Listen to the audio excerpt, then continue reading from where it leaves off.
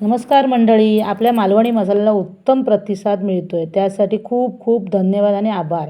आज आपली दुसरी बॅचसुद्धा तयार होऊन ग्राहकांपर्यंत पोचली. अशीच साथ असू दे तुमची. यावेळेस मच्छी मसाला आणि मालवणी वडी पीठसुद्धा उत्तम प्रकारे विक्री झालेली आहे.